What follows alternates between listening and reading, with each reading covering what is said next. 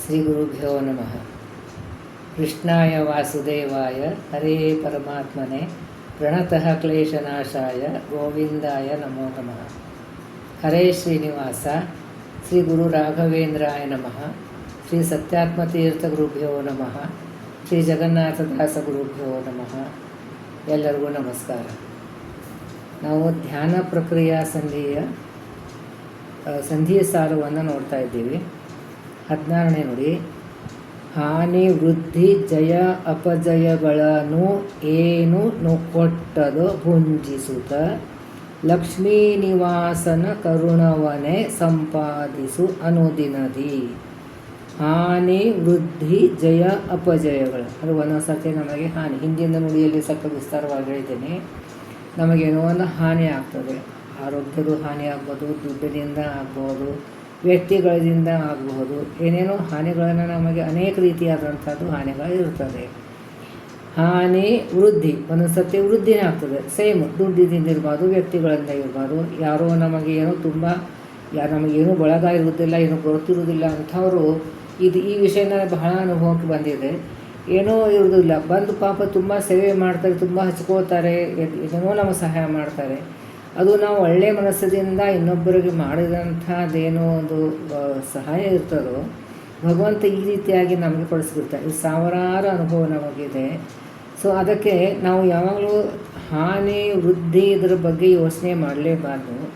ಭಗವಂತ ಕೊಡ್ತಾನೆ ಅದನ್ನು ನಮಗೆ. ಎಲ್ಲೋ ಒಂದು ಕಡೆ ಹಾನಿ ಆದರೆ ಇನ್ನೊಂದು ಕಡೆ ನೀರು ಹರ್ಕೊಂಡು ಬರ್ತದೆ. ಅಲ್ಲಿ ನೀರು ಖಾಲಿಯಾಗಿದ್ರೆ ಒಂದು ಕಡೆ ತೆಗ್ಗಿನಲ್ಲಿ ತುಂಬ್ಕೊಂಡ್ಬರ್ತದೆ ಅಂತ. ಹಾಗೆ ಎಲ್ಲೋ ಒಂದು ಲಾಸ್ ಆಗಿರ್ತದೆ, ಎಲ್ಲೋ ಒಂದು ಕಡೆ ಭರಪಾಯಿ ಮಾಡಿಬಿಟ್ಟಿರ್ತಾನೆ. ಇವಾಗ ಎಷ್ಟೋ ಸರ್ತಿ ನೋಡ್ತೀವಿ, ನಾವು ಸುತ್ತಮುತ್ತ ನೋಡ್ತೀವಿ, ತುಂಬ ಜನ ನೋಡ್ತೀವಿ, ನಾವು ಸ್ವಂತಕ್ಕೆ ಅನುಭವ ಬಂದಿರ್ತದೆ. ಏನಪ್ಪ ಕೆಲವ್ರಿಗೆ ಎಷ್ಟು ಲಕ್ಷಾಂಗಟ್ಟಲೆ ಖರ್ಚು ಮಾಡ್ತಾ ಇರ್ತಾರೆ, ಅಷ್ಟು ದೊಡ್ಡ ದೊಡ್ಡ ಕಾಯಿಲೆಗಳು ಬರ್ತವೆ. ಅವಾಗ ಒಂದು ಸರ್ತಿ ಭಯ ಆಗ್ತದೆ. ಅಲ್ಲಪ್ಪ ಆ ರೀತಿಯಾದ ಕಾಯಿಲೆ ಬಂದರೆ ನಮಗಷ್ಟು ದುಡ್ಡು ಇಲ್ಲವಲ್ಲ, ಮತ್ತು ಹೇಗೆ ಮಾಡೋದಂತೂ ಒಂದು ಇಮ್ಯಾಜಿನ್ ಮಾಡ್ಕೊಂಡು ನಾವು ಭಯ ಪಡ್ಕೊಂಡ್ಬಿಡ್ತೀವಿ. ಆವಾಗ ಭಗವಂತ ಸರಿಯಾಗಿ ಬ್ಯಾಲೆನ್ಸ್ ಮಾಡಿರ್ತಾರೆ. ಯಾರ ಹತ್ರ ದುಡ್ಡು ಇರೋದಿಲ್ಲ ಅವ್ರಿಗೆ ಇಂಥ ದೊಡ್ಡ ದೊಡ್ಡ ಜಡ್ ಕೊಡೋದೇ ಇಲ್ಲ.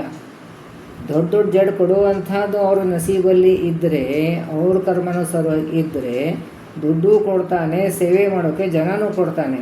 ಈ ರೀತಿಯಾಗಿ ಬ್ಯಾಲೆನ್ಸ್, ಪರ್ಫೆಕ್ಟ್ ಬ್ಯಾಲೆನ್ಸ್ ಭಗವಂತನಿಗೆ ಇರ್ತದೆ. ಅದಕ್ಕೆ ನಾವು ಭಯ ಪಡಬಾರ್ದು. ಹಾನಿ ಆಗಲಿ ವೃದ್ಧಿ ಆಗಲಿ, ಜಯ ಆಗಲಿ ಅಪಜಯ ಆಗಲಿ, ಏನು ಕೊಟ್ಟರುಗಳನ್ನು ಏನು ಕೊಟ್ಟುದ ಭುಂಜಿಸುತ್ತ. ಅದೇ ಭುಂಜಿಸುತ್ತಾನೆ ಈ ಶಬ್ದಾರ್ಥ ತುಂಬ ಸಲ ಹೇಳಿದ್ದೇನೆ. ನಾವು ಅದನ್ನೇ ಅನುಭವಿಸ್ಬಿಡಬೇಕು. ಒಳ್ಳೆಯದಿರಲಿ ಕೆಟ್ಟದಲ್ಲಿ ಅದನ್ನು ಭಗವಂತ ಕೊಟ್ಟದ್ದು ಅನ್ನೋದನ್ನು ಅದು ಅನುಭವಿಸಿಬಿಡಬೇಕು. ಅದು ಸಮತ್ವ ಬುದ್ಧಿ ಇರಬೇಕು. ಇವತ್ತು ಒಂದು ಕೆಟ್ಟ ಕಾಲ ಬಂದರೆ ಒಳ್ಳೆಯ ಕಾಲ ಬಂದೇ ಬರ್ತಾರೆ. ಹಗಲಾದ್ಮೇಲೆ ರಾತ್ರಿ ಆದಮೇಲೆ ಹಗಲು ಇದ್ದೇ ಇರ್ತದಲ್ಲ. ಸೊ ಅದಕ್ಕೆ ಈ ಕೆಟ್ಟ ಕಾಲ ಬಂದರೆ ಒಳ್ಳೆ ಹಗಲು ನಮ್ಮದು ಕರ್ಮ ಕಳೆದು ಹೋಗ್ಬಿಡುತ್ತಲ್ಲ. ಇದ್ರ ಕಷ್ಟ ಬಂದರೆ ಇದೊಂದು ನಮ್ಮದು ಕರ್ಮ ಕಳೆದು ಹೋಯ್ತಲ್ಲ ಅಂತ ಅಂದ್ಬಿಟ್ಟು ಒಂದು ಸಂತೋಷ ಪಡಬೇಕು. ಆಮೇಲೆ ಅದಕ್ಕೆ ತಿರ್ಗಾ ಈ ಕೆಟ್ಟ ಕಾಲ ಕಳೆದು ಹೋಗ್ಬಿಡ್ತದೆ, ಆಮೇಲೆ ಒಳ್ಳೆಯ ದಿವಸ ಬಂದೇ ಬರ್ತದೆ ಅನ್ನೋದನ್ನು ಒಂದು ಧೈರ್ಯ ಇರಬೇಕು. ಈ ಶ್ರದ್ಧಾ ಭಕ್ತಿನೇ ನಮಗೆ ಯಾವಾಗಲೂ ಕಾಪಾಡೋದು. ಅದು ಭಂಜಿಸುತ್ತ. ಇಲ್ಲಿ ಇಟ್ಟಂಗೆ ಇರುವೇನೋ ಹರಿಯೇ ಅಂತಂದ್ರೆ ಅದು ಬರೀ ಬಾಯಲ್ಲೇ ನಾವು ಹೇಳ್ತೀವಿ. ನಾನು ಅಷ್ಟೇ ಬಾಯಲ್ಲೇ ಹೇಳ್ತೀವಿ ಇಟ್ಟಂಗೆ ಇರುವೇನೋ ಹರಿಯೇ ಅಂತ. ಯಾವಾಗ ಎಲ್ಲ ಸರಿಯಾಗಿ ನಡೆದಾಗ, ಏನಾದ್ರು ಒಂದು ಕಷ್ಟ ಬಂದಾಗ ಏನಪ್ಪ ಭಗವಂತ ಕಷ್ಟ ಕೊಟ್ಬಿಟ್ಟಿಲ್ಲ ಪರಿಹಾರ ಮಾಡೋತ ತಿರುಗೋ ನಾವು ಬೇಡೋದೇನು ತಪ್ಪೋದಿಲ್ಲ. ಬೇಡೋದು ಇದ್ದದ್ದೇ ನಮಗೆ. ಆದರೆ ಬೇಡೋದಲ್ಲಿ ಕೂಡ ನಾವು ಏನು ವ್ಯತ್ಯಾಸ ಮಾಡ್ಕೋಬೇಕು. ಈ ಕಷ್ಟ ಬಂದದ್ದಕ್ಕೆ ನನಗೆ ನಿಂದು ಸೇವೆ ಮಾಡಲಿಕ್ಕೆ ಅಡಥಳೆ ಆಗ್ತಾಯಿದೆ, ನಾನು ಸಾಧನೆ ಮಾಡಲಿಕ್ಕೆ ಅಡಥಳೆ ಆಗ್ತಾಯಿದೆ, ಅದಕ್ಕೆ ಈ ಕಷ್ಟ ಪರಿಹಾರ ಮಾಡೋ ಅಥವಾ ಆ ಕಷ್ಟವನ್ನು ಸಹನೆ ಮಾಡೋದು ಶಕ್ತಿ ಕೊಡು, ನಿಂದು ವಿಸ್ಮರಣೆ ಕೊಡಬೇಡ ಅನ್ನೋದು ಒಂದನ್ನು ಬೇಡಬೇಕು ಅಷ್ಟೇ ವಿನಃ ಈ ಕಷ್ಟ ಕೊಡಬೇಡ ಅಂತ ನಾವು ಯಾವತ್ತೂ ಬೇಡಬಾರ್ದು. ಅಂದರೆ ಆ ಕಷ್ಟ ಕೊಟ್ಟ ಮೇಲೆ ಅದು ಅನುಭವಿಸಿದ ಮೇಲೆ ಆ ಪಾಪದ ಗಂಟೆ ಕರಗಬೇಕಲ್ಲ. ಕಷ್ಟ ಕೊಡದೇ ಇರೋ ಪಾಪ ಗಂಟೆ ಕರಗೋದಿಲ್ಲ, ನಮ್ಮ ಲಿಂಗದೇಹ ಹೋಗೋದಿಲ್ಲ, ನಮ್ಮ ಮೋಕ್ಷ ಸಿಗೋದಿಲ್ಲ. ಅದಕ್ಕೆ ಇದು ಅವನೇನು ಭಗವಂತ ಕೊಡ್ತಾನೋ ಅದನ್ನೆಲ್ಲ ಭಗವಂತನಿಗೆ ಭೋಗಿಸ್ಬೇಕು. ಸಮತ್ವ ಬುದ್ಧಿಯಿಂದ ಭೋಗಿಸ್ಬಿಟ್ಟು ಲಕ್ಷ್ಮೀ ನಿವಾಸನ ಕರುಣವನೇ. ಲಕ್ಷ್ಮೀ ನಿವಾಸನ ಭಗವಂತನ ವಕ್ಷಸ್ಥಳದಲ್ಲಿ ಲಕ್ಷ್ಮಿ ಇದ್ದಾಳೆ. ಅಂಥ ವಕ್ಷಸ್ಥಳದಲ್ಲಿ ಲಕ್ಷ್ಮಿ ಇಟ್ಟುಕೊಂಡಂಥ ಭಗವಂತನಿಗೆ ಕರುಣವನೇ ಸಂಪಾದಿಸು ಅನುದಿನದಿ. ಕರುಣೆ ಅಂತಂದ್ರೇನು? ಭಗವಂತನ ಕರುಣೆ ಅಂತಂದ್ರೇನು? ಅನುಗ್ರಹ. ಅವನು ಯಾವಾಗಲೂ ಕರುಣೆ ಮಾಡ್ತಾ ಇರ್ತಾನೆ. ವಿಶೇಷವಾದಂಥದ್ದು ಅನುಗ್ರಹ. ಏನು ಅನುಗ್ರಹ ಕೊಡಬೇಕು ನಮಗೆ? ಇದೆ ನಮಗೆ ಲಕ್ಷ್ಮಿ, ಅದು ನಮಗೆ ಏನು ಕೊಡ್ತಾನೋ ಅದು ಸ್ವೀಕಾರ ಮಾಡುವಂಥ ಅನುಭವಿಸುವಂಥ ಶಕ್ತಿ ಕೊಡು, ಆ ಬುದ್ಧಿ ಕೊಡು ಅನ್ನೋದನ್ನು ಅವರಿಗೆ ನಾವು ಕೇಳಬೇಕು. ಸಂಪಾದಿಸು ಅನುದಿನದಿ, ಕರುಣೆ ಸಂಪಾದಿಸು ಅಂತಂದರೆ ಅವನ ಪ್ರೀತಿ ಸಂಪಾದಿಸು. ಅವನ ಪ್ರೀತಿ ಸಂಪಾದಿಸಬೇಕು ಅಂತಂದರೆ ಅವನು ಕೊಟ್ಟದ್ದನ್ನು ನಾವು ಸಂತೋಷದಿಂದ ಸ್ವೀಕಾರ ಮಾಡಬೇಕು. ಅದೇನೇ ನಾವು ಅವನಿಗೆ ಸಂಪಾದಿಸು ಅನುದಿನದಿ. ಜ್ಞಾನ ಸುಖಮಯ ತನ್ನವರ, ಆನಂದ ಜ್ಞಾನಾನಂದ ಸ್ವರೂಪಿ ಇದ್ದಂಥ ಭಗವಂತ. ಯಾಕೆ ಈ ಶಬ್ದವನ್ನು ಜಗನ್ನಾಥದಾಸರು ಪದೇ ಪದೇ ಪದೇ ನಮಗೆ ಹೇಳ್ತಾರಪ್ಪ ಅಂತಂದರೆ, ಇದು ಮುಖ್ಯವಾದಂಥದ್ದು ಗುಣ ಭಗವಂತನದ್ದು. ಅದು ನಮಗೆ ಸತತವಾಗಿ ನಮ್ಮ ತಲೆಯಲ್ಲಿ ಕುತ್ಕೋಬೇಕು. ಅದಕ್ಕೆ ನಮಗೆ ತಲೆ ಕುಟ್ಟಿ ಕುಟ್ಟಿ ಕುಟ್ಟಿ ನಮ್ಮ ತಲೆಯೊಳಗೆ ತುರುಕ್ಲಿಕ್ಕೆ ಪ್ರಯತ್ನ ಪಡ್ತಾ ಇದ್ದಾರೆ ಜಗನ್ನಾಥದಾಸರು. ಅದಕ್ಕೆ ಭಗವಂತ ಜ್ಞಾನಾನಂದಮಯಿ ಇದ್ದಾನೆ ಇರೋದನ್ನು ಸತತವಾಗಿ ನಾವು ಬರಬೇಕು. ಅವನು ಜ್ಞಾನಾನಂದಮಯಿ ಇದ್ದಾನೆ, ಅದಕ್ಕೆ ನನಗೆ ಜ್ಞಾನ ಆನಂದ ಕೊಡೋಕೆ ಶಕ್ತಿ ಅವನ ಹತ್ರ ಇದೆ, ಆ ಯೋಗ್ಯತೆ ಅವನಲ್ಲಿ ಇದೆ. ಅದಕ್ಕೆ ಈ ಶಬ್ದವನ್ನು ಇಡೀ ಹರಿಕಥಾಂಶ ನೋಡಿದ್ರೆ ಈ ಪ್ರತಿಯೊಂದು ಸಂಧಿಯಲ್ಲಿ ಶಬ್ದ ಬಂದಿದೆ. ಪ್ರತಿಯೊಂದು ಸಂಧಿಯಲ್ಲಿ ಒಂದು ಸತಿ ರಿಪೀಟು ಆಗಿರ್ತದೆ. ಅದಕ್ಕೆ ಜ್ಞಾನ ಸುಖಮಯ ಅಂತ ಮಯ ಶಬ್ದವನ್ನು ಇಟ್ಟಿದ್ದಾರಲ್ಲ, ಇದೆ ಜ್ಞಾನ ಸುಖಮಯ ತನ್ನವರು ಅಂತಂದರೆ ಯಾರು? ಅವನ ಭಕ್ತರು. ಈ ಭಕ್ತರು ಇನ್ನೊಂದು ಜ್ಞಾನಿಗಳು ಅಂತ. ಕೆಲವರು ಜ್ಞಾನಿಯೋಗಿಗಳು ಅಂತ ಇರ್ತಾರೆ, ಕೆಲವರು ಕರ್ಮಯೋಗಿಗಳು ಅಂತ ಇರ್ತಾರೆ. ಅದೇ ಜ್ಞಾನಿಗಳು ಯೋಗಿಗಳು ಅಂತಂದ್ರೇನು? ಸತತವಾಗಿ ಒಂದು ಭಗವಂತನ ಜ್ಞಾನವನ್ನು ಗಳಿಸಿ ಅದನ್ನೇ ಚಿಂತನೆ ಧ್ಯಾನ ಮಾಡ್ತಾರೆ. ಈಗೆಲ್ಲ ಹೇಳ್ತಿಲ್ಲ 10,000 ವರ್ಷ ತಪಸ್ಸು ಮಾಡಿದರು, ಅದು 50,000 ವರ್ಷ ತಪಸ್ಸು ಮಾಡಿದರು ಅನ್ನೋದನ್ನೆಲ್ಲ ಕೇಳ್ತೀವಲ್ಲ ಕೃತಯುಗದಲ್ಲಿ. ಸೊ ಅದಕ್ಕೆ ಅದು ಜ್ಞಾನಯೋಗ. ಅದು ಜ್ಞಾನ ಸಂಪಾದನೆ ಮಾಡಿ ಆ ಜ್ಞಾನಪೂರ್ವಕವಾಗಿ ಭಗವಂತನ ಧ್ಯಾನ ಮಾಡೋದು, ಜಪ ಮಾಡೋದು, ಇದನ್ನು ಇವರು ಜ್ಞಾನಯೋಗಿಗಳು ಅಂತ ಹೇಳ್ತಾರೆ. ಹಂಗಾರೆ ಅವ್ರಿಗೆ ಕರ್ಮ ಮಾಡೋದಲ್ಲೇನು ಅಂತ, ನಿತ್ಯ ಕರ್ಮಗಳೇನು, ಸಂಧ್ಯಾವಂದನ ಪೂಜೆ ಅಂತ ಅದೆಲ್ಲ ಮಾಡ್ತಾರೆ. ಅದೇ ಶಾರ್ಟ್ಕಟ್ಟಾಗಿ ಮಾಡ್ತಾರೆ, ಅದು ಜಾಸ್ತಿ ಇದನ್ನು ಮಾಡ್ತಾರೆ. ಇನ್ನು ಕರ್ಮಯೋಗಿಗಳು ಯಾಕಂದ್ರೆ ಅವ್ರಿಗೆ ಜ್ಞಾನ ಇರುವುದಿಲ್ಲೇನು, ಬರೀ ಕರ್ಮ ಮಾಡ್ತಾರೆ ಅನ್ನೋದು ಇಲ್ಲ. ಅವರು ಜ್ಞಾನಪೂರ್ವಕವಾಗಿ ಕರ್ಮಗಳು ಮಾಡ್ತಾರೆ. ಅದೇ ದಶರಥ ರಾಜ, ಈ ರೀತಿಯಾದಂಥ ಅಂಬರೀಷ ರಾಜ, ಇವರೆಲ್ಲರೂ ರಾಜ್ಯ ಆಳೋದಂತಹದ್ದು ಕರ್ಮಗಳನ್ನು ಮಾಡಿದರು. ಆದರೆ ಇದು ಭಗವಂತ ಕೊಟ್ಟದ್ದು ಕರ್ತವ್ಯ, ಇದು ಭಗವಂತನ ಸೇವೆ, ಇದು ಭಗವಂತನ ಪೂಜೆ ಅಂತ ಜ್ಞಾನಪೂರ್ವಕವಾಗಿ ಕರ್ಮಗಳನ್ನು ಮಾಡ್ತಾಯಿದ್ರು. ಇಂಥವರಿಗೆ ಕರ್ಮಯೋಗಿಗಳು. ಇಬ್ಬರು ಯೋಗಿಗಳನ್ನೇ. ಎರಡು ರೀತಿಯಾದಂಥದ್ದೂ ನಾವು ಕರ್ಮ ಮಾಡಿ ಭಗವಂತನ ಪಡಿಬೇಕು ಅಂತಾರೆ. ಅದಕ್ಕೆ ಇಲ್ಲಿ ತನ್ನವರ, ಇವರಿಬ್ಬರು ತನ್ನವರೇ ಭಗವಂತ. ಅದಕ್ಕೆ ನಾವು ಪದೇ ಪದೇ ಹೇಳ್ತೀವಲ್ಲ, ದಾಸನ್ನ ಮಾಡಿಕೋ ಎನ್ನ ಅಂತಾರೆ. ಭಗವಂತ ನಮಗೆ ತನ್ನ ದಾಸ ಅಂತ ಸ್ವೀಕಾರ ಮಾಡಬೇಕು. ಆ ದಾಸ ಅಂತ ಸ್ವೀಕಾರ ಯಾವಾಗ ಮಾಡ್ತಾನೆ? ಅವನ ಮೇಲೆ ಭಕ್ತಿ ಮಾಡಿದಾಗ. ಭಕ್ತಿ ಯಾವಾಗ ಬರ್ತದೆ? ಅವನ ಬಗ್ಗೆ ನಮಗೆ ಜ್ಞಾನ ಬಂದಾಗ. ಎಷ್ಟೆಷ್ಟು ಅವನ ಬಗ್ಗೆ ನಮಗೆ ಜ್ಞಾನ ಬರ್ತದೋ ಅಷ್ಟಷ್ಟು ನಮಗೆ ಭಕ್ತಿ ಅಭಿವೃದ್ಧಿ ಆಗ್ತದೆ ಅಂತ. ಅಂಥವರು ತನ್ನವರು ಅಂತ ಭಗವಂತ ಸ್ವೀಕಾರ ಮಾಡ್ತಾನೆ. ಪರಮ ಅನುರಾಗದಿ ಸಂತೈಪ, ಪರಮತ ಶ್ರೇಷ್ಠವಾದಂಥದ್ದು ರಕ್ಷಣೆ ಮಾಡ್ತದೆ. ರಕ್ಷಣೆ ಅಂತಂದರೆ ಏನು? ನಮ್ಮ ಮೋಕ್ಷ ಸಾಧನ ಮಾಡುವಾಗ ಏನೇನೋ ಅಡ್ಡಿಗಳು ಬರ್ತಾವೆ, ಅದರಿಂದ ರಕ್ಷಣೆ ಮಾಡ್ತಾರೆ. ಈ ಅಸುರ ಶಕ್ತಿಗಳು ನಮಗೆ ಒಳಗಡೆ ಎಷ್ಟೋ ಕಾಡ್ತಾ ಇರ್ತವೆ. ಆ ಅಸುರ ಶಕ್ತಿಯಿಂದ ನಮಗೆ ರಕ್ಷಣೆ ಮಾಡ್ತಾನೆ. ಸಂತೈಪ ಆಪತ್ಕಾಲದಲ್ಲಿ ರಕ್ಷಕ, ಆಪತ್ ರಕ್ಷಕ ಅಂತ ಹೇಳ್ತೀವಿ. ಈ ರಕ್ಷಣೆಯಿಂದ ನಮಗೆ ರಕ್ಷಣೆ ಮಾಡ್ತಾನೆ ಅಂತಾನೆ. ದೇಹಾನುಬಂಧಿಗಳಂತೆ, ಅಂದರೆ ದೇಹದಿಂದ ಬಂಧನವಾದಂಥಂತಂದ್ರೇನು? ನಮಗೆ ತಂದೆ ತಾಯಿಗಳು, ಅಜ್ಜ ಅಜ್ಜಿಗಳು ಇವರೆಲ್ಲ ಅಣ್ತಂಬಂದರು. ಇವಾಗೇನು ಅಣ್ತಂಬಂದ್ರು ಅಷ್ಟು ಬಹಳ ಏನು ಕ್ಲೋಸ್ ಇರೋದಿಲ್ಲ. ಕೆಲವರು ಇರ್ತಾರೆ, ಕೆಲವರು. ಅದು ಮುಂಚೆ ಕಾಲದಲ್ಲಿ ಇನ್ನೊಂದು 2 ಜನರೇಷನ್ ಹಿಂದೆ ಒಂದು ಅಣ್ತಂಬರಕ್ಕೋಸ್ಕರ ಎಷ್ಟು ಒಂದು ಆತ್ಮೀಯತೆ, ಒಂದು ಸಹಾಯ ಮಾಡುವಂಥ ಬುದ್ಧಿ, ಆದರ ಪ್ರೀತಿ ಇರ್ತಿತ್ತು. ಅಷ್ಟು ಇವಾಗ ಉಳಿದಿಲ್ಲ. ಇದು ನಮ್ಮ ಒಂದು ದುರ್ದೈವ ಅಂತಲೇ ಅನ್ನಬಹುದು. ಈ ನಮ್ಮ ಜನ್ರೇಷನ್ವರೆಗೂ ಏನು ಆಯಿತು, ಮುಂದಿನ ಜನರೇಷರು ನಿಮ್ಮಷ್ಟಕ್ಕೆ ನೀವು, ನಮ್ಮಷ್ಟಕ್ಕೆ ನಾವು, ಈ ಭಾವನೆ ಬಂದುಬಿಟ್ಟಿದೆ ಇವಾಗ. ಸೊ ಅದಕ್ಕೆ, ಆದರೆ ಇಲ್ಲಿ ಶಬ್ದ ಇಟ್ಟಿದ್ದಾರೆ, ದೇಹಾನುಬಂಧಿಗಳಂತೆ. ತಂದೆ ತಾಯಿಗಳು ಮಕ್ಕಳಿಗೆ ಮಾಡ್ತಾರೆ, ಅದರಲ್ಲೇನು ವ್ಯತ್ಯಾಸ ಆಗಿಲ್ಲ, ಅದು ಮಾತ್ರ ಆಗ್ತದೆ. ಸೊ ಅದಕ್ಕೆ ಅದು ತಂದೆ ತಾಯಿಗಳು ತಮ್ಮ ಮಕ್ಕಳಿಗೆ ಯಾವ ರೀತಿಯಾಗಿ ದೇಹದ ಅನುಬಂಧಕ್ಕೋಸ್ಕರ ಹೇಗೆ ನಾವು ರಕ್ಷಣೆ ಮಾಡ್ತಾರೋ ಅದಕ್ಕೆ ಆ ರೀತಿಯಾಗಿ ಒಳಗೆ ಹೊರಗೆ ಇದ್ದು ಕರುಣಾಳು.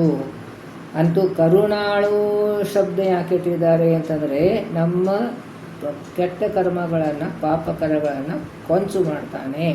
ಅಂದರೆ ನಮ್ಮ ಪಾಪ ಕರ್ಮಗಳು ಆಲ್ರೆಡಿ ಕೂತಿದೆ, ಅದರಿಂದ ಭೋಗಿಸುವಂಥ ಕರ್ಮಗಳು ಇದೆಯೋ ಅದನ್ನು ಸ್ವಲ್ಪ ಕಡಿಮೆ ಮಾಡ್ತಾನೆ ಅಂತ ಹೇಳ್ತಾರೆ. ಒಳಗೆ ಹೊರಗೆ ಇದ್ದು, ಒಳಗೆ ಅಂತಾರೆ ನಮ್ಮ ಸ್ವರೂಪ ದೇಹದಲ್ಲಿ ಇದ್ದಾನೆ, ಆಮೇಲೆ ಇದು ನಮ್ಮ ಸ್ಥೂಲ ದೇಹದಲ್ಲಿ ಇದ್ದಾನೆ, ಈ ನಮ್ಮ ಶರೀರದಲ್ಲಿ ಇದ್ದಾನೆ, ಈ ಬ್ರಹ್ಮಾಂಡ ಒಳಗಡೆ ಇದ್ದಾನೆ, ಬ್ರಹ್ಮಾಂಡ ಒಳಗಡೆ ಇದ್ದಾನೆ, ಬ್ರಹ್ಮಾಂಡ ಹೊರಗಡೆ ಇದ್ದಾನೆ. ಸೊ ಹೀಗೆ ಸರ್ವವ್ಯಾಪ್ತನಾದಂಥ ಭಗವಂತ ಅವನು ಕರುಣಾಳು. ಏಕೆ ಕರುಣಾಳು? ನಾವು ಅವನು ಭಕ್ತಿ ಮಾಡಿದರೆ ನಮ್ಮ ಕರ್ಮಗಳನ್ನು, ಕೆಟ್ಟ ಕರ್ಮಗಳನ್ನು ಕಡಿಮೆ ಮಾಡ್ತಾನೆ, ಆಮೇಲೆ ಒಳ್ಳೆಯ ಕರ್ಮಗಳನ್ನು ಅಭಿವೃದ್ಧಿಗೊಳಿಸ್ತಾನೆ ಕರುಣಾಳು ಅಂತ. ಅದಕ್ಕೆ ಪರಮ ಅನುರಾಗದಿ ಸಂತೈಪ, ಇಲ್ಲಿ ಪರಮ ಅಂದರೆ ಶ್ರೇಷ್ಠವಾದಂಥದ್ದು.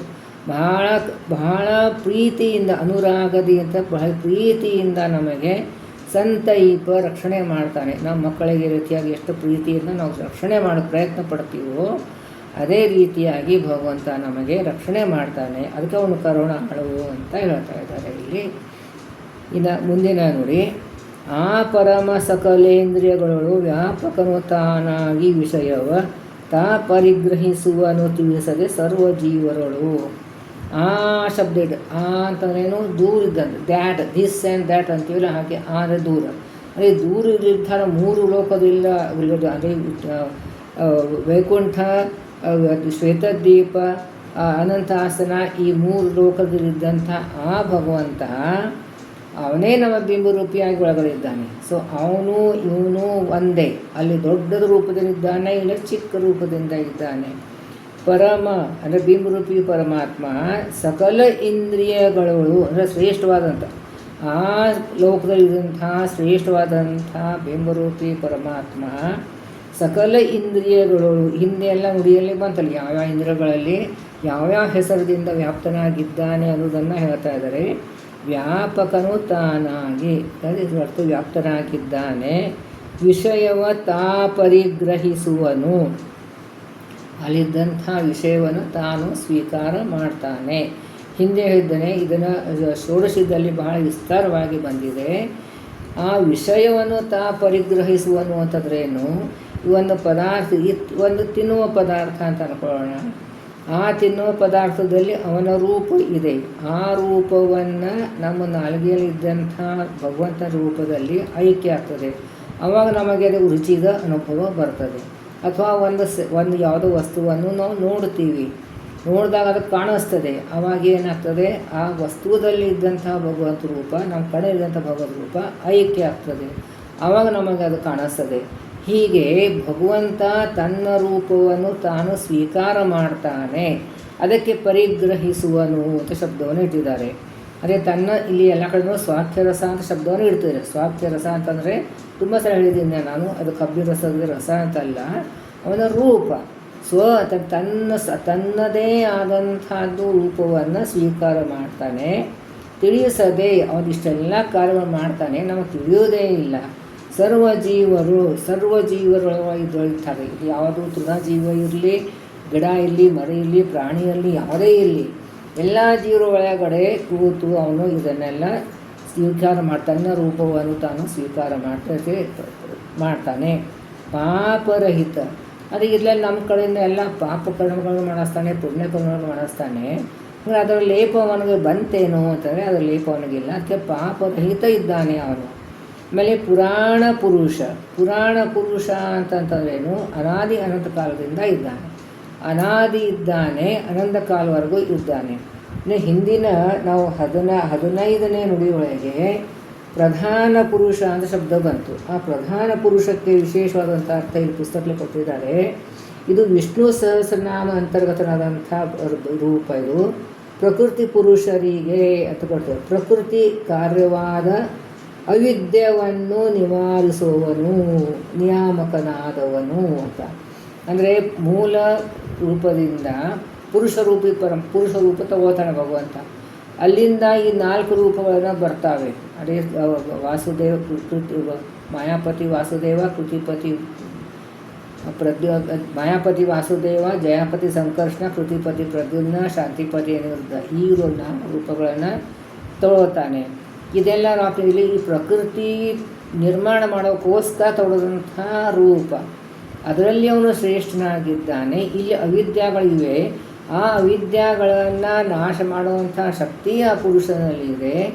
ಆ ಪುರುಷನೇ ನಮ್ಮ ದೇಹದಲ್ಲಿ ಎಲ್ಲಕ್ಕೂ ವ್ಯಾಪ್ತನಾಗಿದ್ದಾನೆ. ಅದಕ್ಕೆ ಅವನಿಗೆ ಪ್ರಧಾನ ಪುರುಷ ಅಂತ 15ನೇ ನುಡಿಯಲ್ಲಿ ಬಂತು. ಇಲ್ಲಿ ಪುರಾಣ ಪುರುಷ ಅಂತ ಹೇಳ್ತಾ ಇದ್ದಾರೆ. ಅಂದರೆ ಅನಾದಿ ಕಾಲದಿಂದ ಇದ್ದಾನೆ, ಅನಂತ ಕಾಲವರೆಗೂ ಇರ್ತಾನೆ, ಸಮೀಪದಲ್ಲಿ ನೆಲೆಸಿದ್ದು. ಅಂದರೆ ಈ ಚಿದಾನಂದ ರೂಪಿ ಪರಮಾತ್ಮ ಸಮೀಪ ಅಂತಂದ್ರೆ ನಮ್ಮ ಸ್ವರೂಪ ದೇಹದಲ್ಲಿನೇ ಭಗವಂತ ಕೂತಿದ್ದಾನೆ. ನಾನಾ ರೂಪಧಾರಕ, ಅನೇಕ ರೂಪ ತಗೋತಾನೆ. ಇಲ್ಲೇ ಇವತ್ತು ಇಷ್ಟೊಂದು ಈಗ 17 ಸಂಧಿವರೆಗೂ ಎಲ್ಲೆಲ್ಲಿ ಯಾವ ರೂಪದಿಂದ ನಮ್ಮ ದೇಹ ಒಳಗಡೆನೇ ಇಷ್ಟೊಂದು ರೂಪ. ಈ ದೇಹದ ಒಳಗಡೆ, ಬ್ರಹ್ಮಾಂಡ ಒಳಗಡೆ ಭಗವಂತ ಅನಂತ ರೂಪ ತಗೊಂಡಿದ್ದಾನೆ. ಆಮೇಲೆ ಈ ದಶಾವತಾರ ರೂಪ ತಗೊಳ್ತಾರೆ, ಅನಂತ ರೂಪಗಳನ್ನು ತಗೊಳ್ತಾರೆ. ಸೊ ನಾನಾ ರೂಪಧಾರಕ, ಅನೇಕ ರೂಪಗಳನ್ನು ಧಾರಣೆ ಮಾಡ್ತಾನೆ. ತೋರಿಕೊಳ್ಳದೆ ಅದು ನಮಗೆ ಕಾಣಿಸೋದಿಲ್ಲ. ಅನೇಕ ರೂಪದಿಂದ ಸರ್ವತ್ರ ಆಗ್ತಿದ್ದಾನೆ. ನಾನು ಪಕ್ಕದಲ್ಲೇ ಕೂತಿದ್ದಾನೆ, ನಾನು ಮುಂದೆ ಕೂತ್ಕೊಂಡು ಅವನು ಕೇಳ್ತಾ ಇದ್ದಾನೆ ಅಂತ ಭಾವನೆ ನಾವು ಬಂದರೆ ಎಷ್ಟು ಖುಷಿ ಆಗ್ತದೆ ಅಲ್ವಾ? ಏನೋ ಅದು ಭಗವಂತನ ಬುದ್ಧಿ ಕೊಟ್ಟಿದ್ದಾನೆ, ಇದನ್ನು ಅಧ್ಯಯನ ಮಾಡಿ ಅಂತ ಗುರುದ್ವಾರ ಅಧ್ಯಯನ ಮಾಡಿದ್ದಾನೆ, ಅದನ್ನು ನಾನು ಹೇಳ್ತಾ ಇದ್ದೇನೆ, ನೀವು ಕೇಳ್ತಾ ಇದ್ದೀರಿ. ಇದನ್ನು ನಾನು ಭಗವಂತ ನನ್ನ ಮುಂದೆ ಪಕ್ಕದಲ್ಲಿ ಕೂತ್ಕೊಂಡು ನೋಡ್ತಾ ಇದ್ದಾನೆ, ಕೇಳ್ತಾ ಇದ್ದಾನೆ.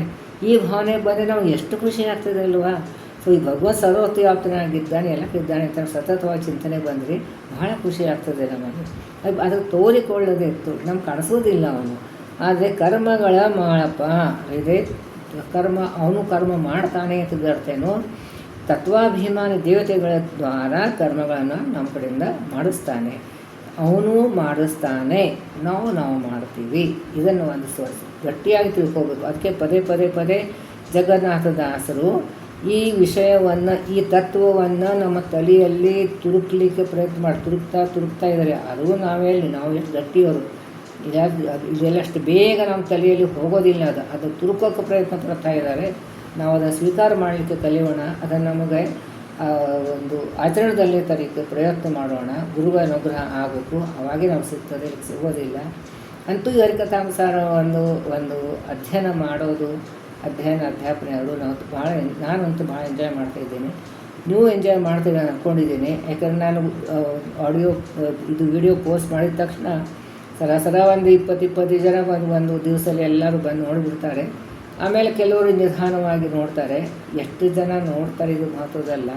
ಆದರೆ ಬಂದವರು ನೀವು ಎಂಜಾಯ್ ಮಾಡ್ತಾರೆ ಇದ್ದೀರಿಲ್ಲೋ, ಇದು ನನಗೆ ಸ್ವಲ್ಪ ತಿಳಿಸಿದಾಗ ನನಗೆ ಸಂತೋಷ ಆಗ್ತದೆ. ಅಥವಾ ಏನೇನೋ ಒಂದು ಕರೆಕ್ಷನ್ ಮಾಡಬೇಕಂತಂದರೆ ಇನ್ನೂ ಒಂದು ಸುಧಾರಣೆ.